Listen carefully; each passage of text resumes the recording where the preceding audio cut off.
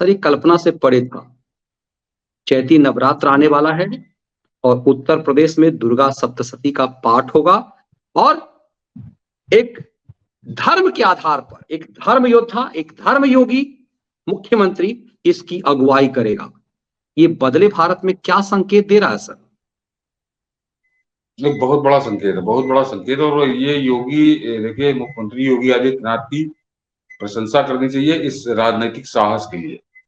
इस राजनीतिक साहस के लिए प्रशंसा करनी चाहिए कि आज से पहले, मनीष जी, ये पहली बार हुआ है उत्तर प्रदेश की राजनीति में। जब से मैंने वो संभाला उससे पहले का तो सवाल ही नहीं पैदा होता। तो सेकुलरों का 2/3 बहुमत हुआ करता था कि डंके की चोट पर योगी ने कहा कि ये जितने देव मंदिर हैं सरकारी स्तर पे वहां पे आयोजन होंगे, नवरात्र पे रामायण का पाठ होगा, दुर्गा सप्तशती का पाठ होगा, और ये जिलों में और ब्लॉक स्तर तक के जो धर्म स्थल है, जो देवी स्थान है, वहां पर होगा। और सबसे खास बात है कि खाली कह नहीं दिया, उसके बाद एक आदेश और है कि बाकायदा वीडियो और फोटोग्राफ करके भेजेंगे ये आयोजन हुआ।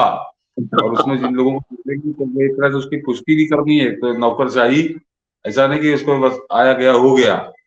तो वो मनीष जी, वो उसमें 1 लाख रुपए आवंटित किए गए हर जिले को। देखिए, 1 लाख रुपए बहुत पर्याप्त नहीं है, ये प्रतीकात्मक है, ये प्रतीकात्मक है। आप समझ लीजिए जिस समय डीएम चाहेगा तो कैसे होगा आयोजन, ये इसके लिए कुछ कहने की जरूरत है नहीं। और वहां कुछ और कोई कुछ करना भी नहीं, केवल रामायण और दुर्गा सती का पाठ ही होना है, तो वो बड़े आराम से हो सकता है। लेकिन ये बड़े संदेश, ये बड़े संदेश हैं जो नटैत अक्सर घूमा करते हैं, उनके लिए बहुत बड़ा वो है, सबक है। ये हिंदू राष्ट्र कोई बोर्ड लगा के, साइन बोर्ड लगा के थोड़ी करना। यही तो हम चाहते हैं कि हम अपने व्रत त्योहार जो है उसको ठीक से मना सके।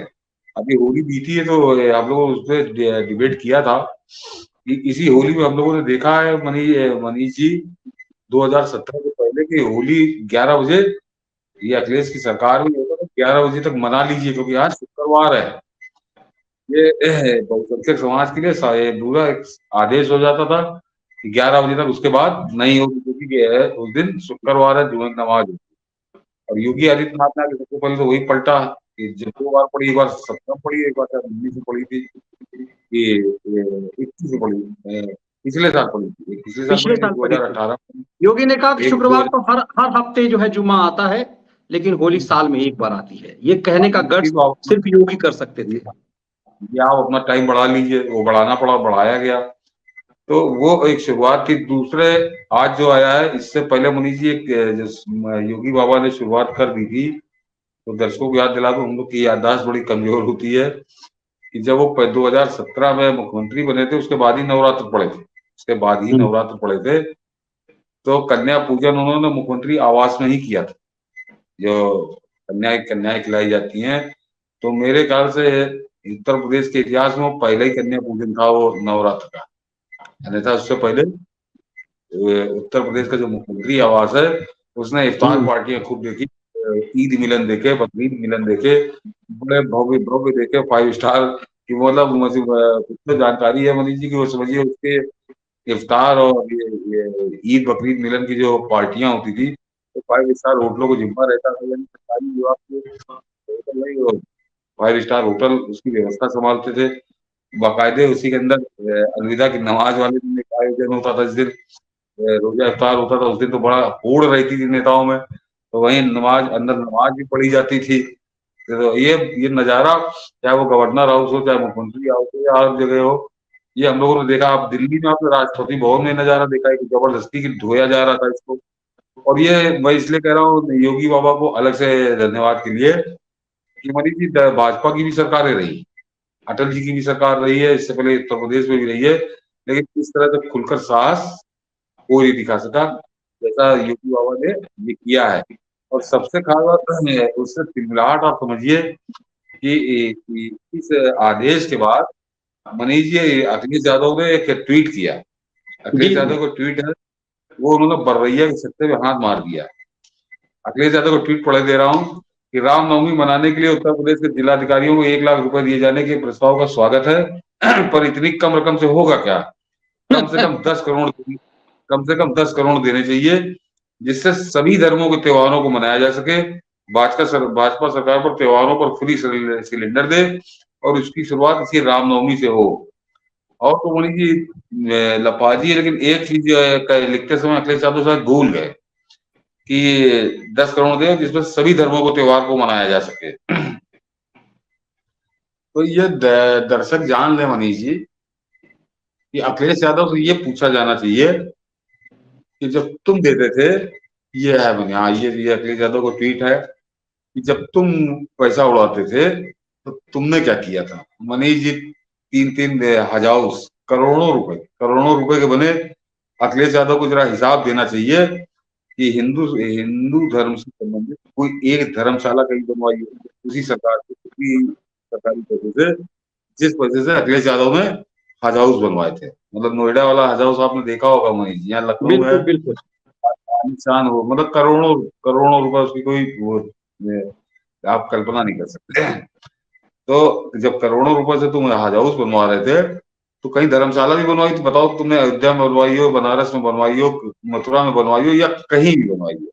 अखिलेश यादव बताएं कि ये जो ज्ञान दे रहे हैं योगी बाबा को, इस सभी धर्मों को देना चाहिए। तो अपने जब तुमने करोड़ों रुपए हज हाउस उड़ाए थे तो तुमने अन्य धर्मों के लिए कितना किया था।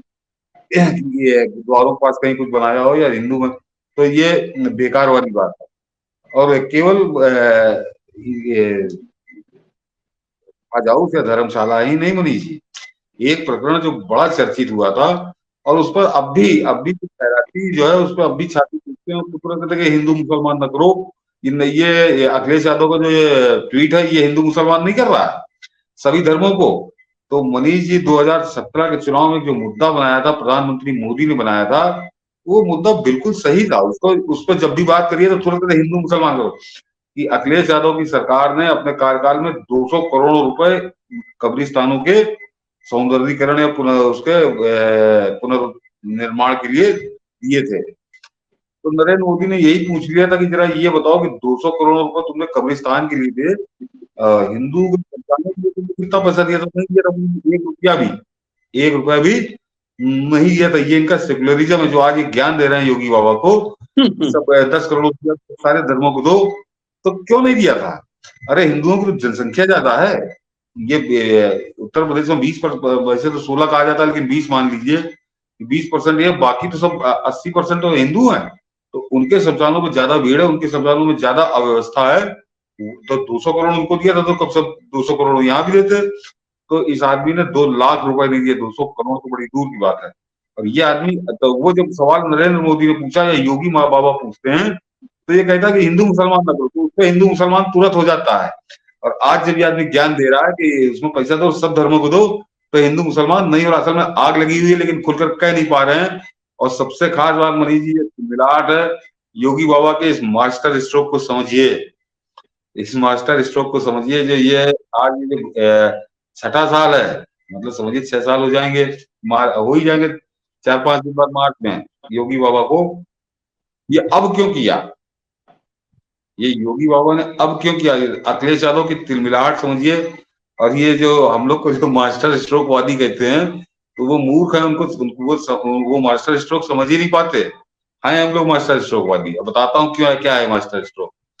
ये मनीष जी, योगी बाबा ने थप्पड़ मारा है उस स्वामी प्रसाद मौर्य के बयान पे, जो रामायण जलाने की फलाने कर रहा था।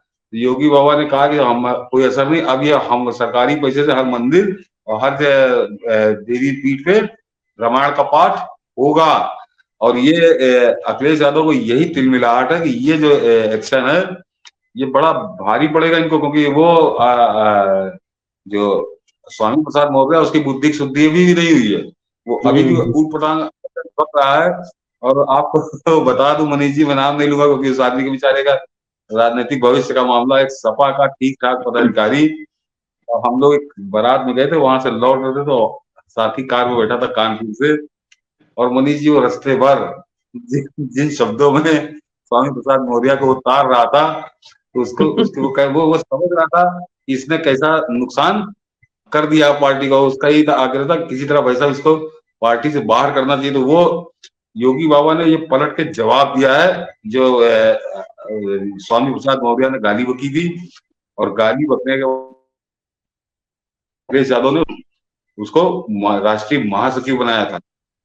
ये दोगली चाल चलते हैं, किसी भी पीठ पे हाथ धरते तो उस दोगली, उनकी इस दोगली राजनीति को, दोहरे चरित्र को नग्न किया योगी बाबा ने, और ये अद्भुत काम है। और वास्तव में इसके लिए वो बधाई के पात्र है कि उन्होंने कम से कम साहस का चुनाव नहीं किए, क्योंकि ये खुलकर कहा है। इससे पहले भी दर्शकों को बता दूं कि इस साल जो अयोध्या में दीपोत्सव हुआ था, वो गिनेस बुक ऑफ रिकॉर्ड में वो दर्ज हुआ है, इतना बड़ा दीपोत्सव। 2017 से पहले अयोध्या अनाथ रहती थी, जबकि भगवान राम ही का कायदे से वो पर्व है, और मनीष जी कुछ नहीं होता था वहां पर। और वहां को उस 2017 के बाद 6 साल में योगी बाबा ने इतना बड़ा कर दिया है। अभी 4-5 दिन पहले जो यहाँ के पर्यटन मंत्री हैं, उनको सर्टिफिकेट गिनेस बुक में दिया है कि वो अयोध्या का दीपोत्सव की इतनी एक साथ इतनी संख्या में दीप कभी कहीं दुनिया में नहीं जले, जो अयोध्या के दीपोत्सव में जले। मेरे ख्याल 5.5-6 लाख दीपक एक साथ जले थे। तो ये योगी बाबा कर रहे हैं। मथुरा की होली के लिए वो हमेशा भव्य बनाते हैं, एक बार खुद ही पहुंच गए थे। काशी का आप लोग देखिए ना, काशी के लिए कहना क्या, वहां तो डबल इंजन सरकार चली रही है। और बहुत जल्दी मेरे ख्याल से थोड़ा सा चूक गए, लेकिन अगला जो शारदीय नवरात्र होगा तो मरीज की बहुत बड़ा शक्तिपीठ है विंध्याचल देवी।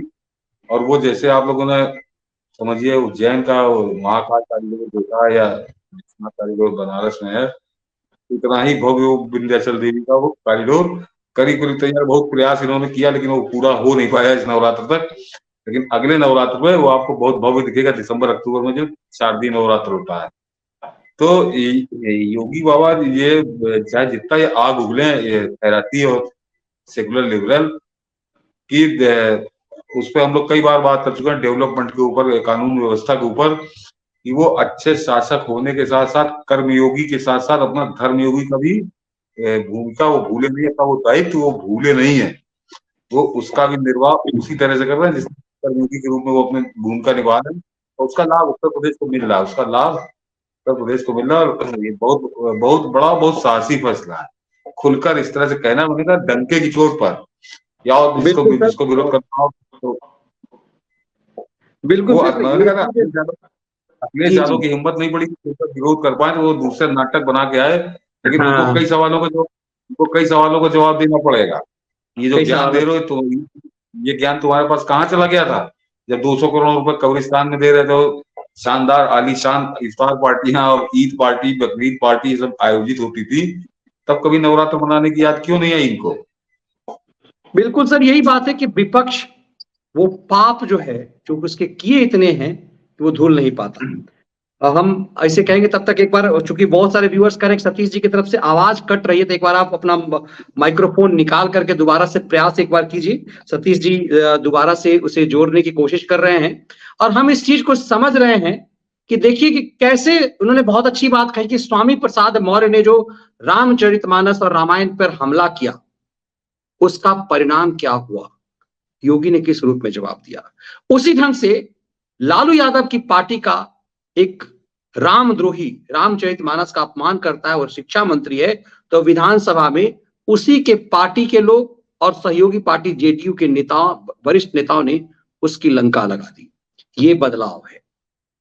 सेकुलरिज्म के नाम पर ढोंग करने वाले तमाम पॉलिटिकल पार्टी अब नंगे हो रहे हैं। हम सेकुलरिज्म के नाम पे तमा, और मुसर जरा सा एक लाइन में, चूंकि बहुत सारे विषय हैं इसलिए लंबा हो जाएगा, इन लेफ्ट लिबरल गिरोह के इन खैरातियों का क्या हाल होगा जो सेकुलरिज्म की बात करते हैं। दिल्ली में आप कई बार अपनी सोसाइटी में यदि कोई मंदिर आप बनाने की कोशिश करेंगे तो कहेंगे नहीं, मस्जिद भी बनना चाहिए, भले ही सोसाइटी में एक भी नहीं हो।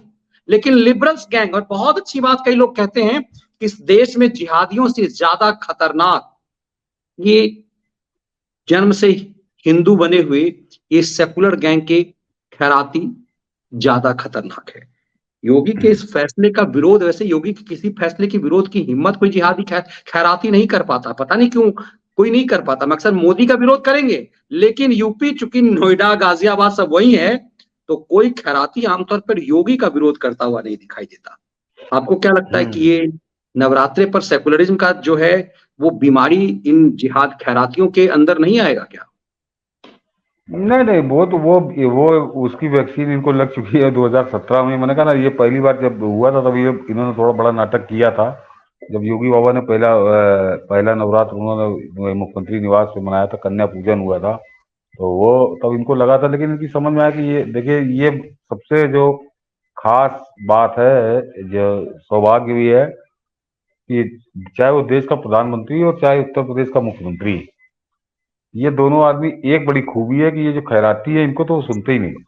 और कभी कभी तो मुझको लगता है कि खैराती जैसे जोश दिला देते हैं कि उन्होंने जैसे कसम खा रखी कि खैराती जो कहेंगे हम उसका उल्टा ही करेंगे। तो जब ये, तो मेरे ख्याल से अभी थोड़ा इनकी समझ में आ रहा था, और ये विरोध करना इन्होंने बंद किया है, तो इनको समझ में आ रहा कि जब भी कुछ करते हैं तो वो काम वो दूनी गति से, डबल ऊर्जा के साथ वो काम होने लगता है, वो इनको भारी पड़ जाता है।